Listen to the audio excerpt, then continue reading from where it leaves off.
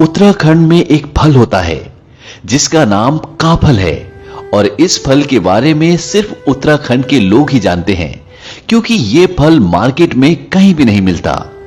ये फल गर्मियों में जंगल में अपने आप उगता है और जब ये फल आता है इस फल के साथ दो चिड़ियाएं भी आती हैं जिनमें से एक चिड़िया कहती है काफल पाको मिलनी चाखो, यानी काफल पक गए लेकिन मैंने नहीं चखे, और दूसरी कहती है पताच बेटी पताच, यानी पता है बेटी पता है।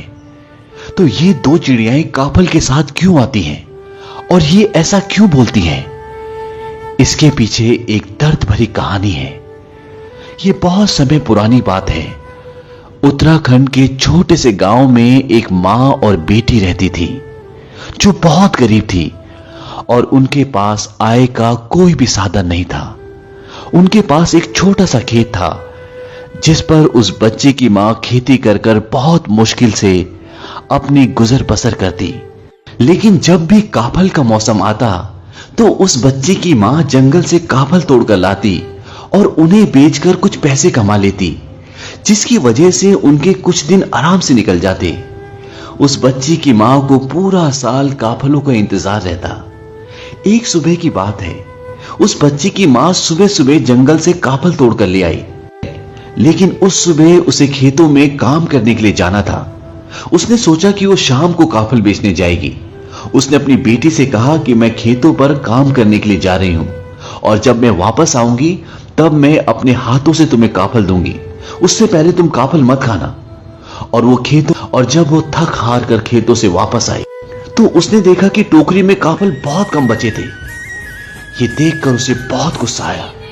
उसने सोचा कि मैं सुबह सुबह काफल तोड़ने गई, उसके बाद खेतों पर काम करने गई और मेरे कहने के बावजूद इसने काफल खा ली।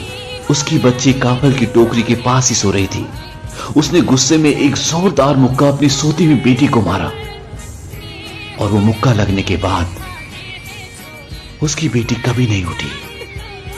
वो हमारी दुनिया छोड़कर हमेशा के लिए चली गई।